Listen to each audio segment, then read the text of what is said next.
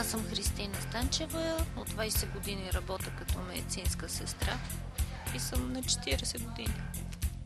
Как разбрахте за курса и защо се записах? Това стана много случайно. Просто чух едно половин изречение от една колежка.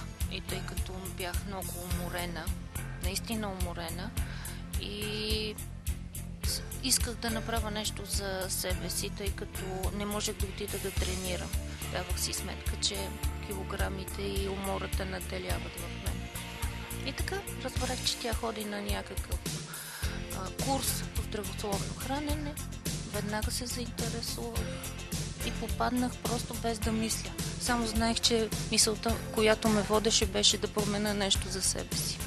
Не е ли логично медицинските работници да знаят повече за здравословното хранене или знанията не са единственото нещо?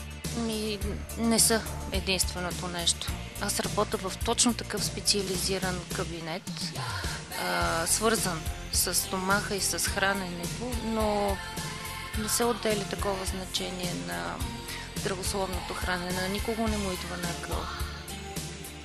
Каква беше ползата за теб от групата? На какво те научи?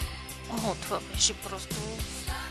Значи, реалният резултат и промяната в душата ми настъпи на 20-я ден. Тъй като бях уморена и отчаяна, буквално така се чувствах, някъде към 20-я ден усетих една промяна. Истинска, освободи се нещо в мен. Не защото външния ми вид се промени, а просто защото се пренастрои мисленето ми. Колко килограма свали до момент?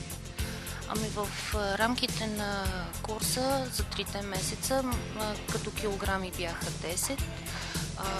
Прибрах цялото си тяло с 60 см, което беше за мене просто...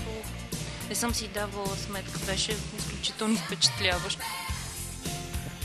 А какво смяташ да направиш от тук нататък, да подобряваш резултата? Да, определено бих могла. Чувствам се безкрайно спокойна, доволна и искам да го изкръща на всички. Аз съм просто определението за себе си, което давам, че съм един щастлив човек.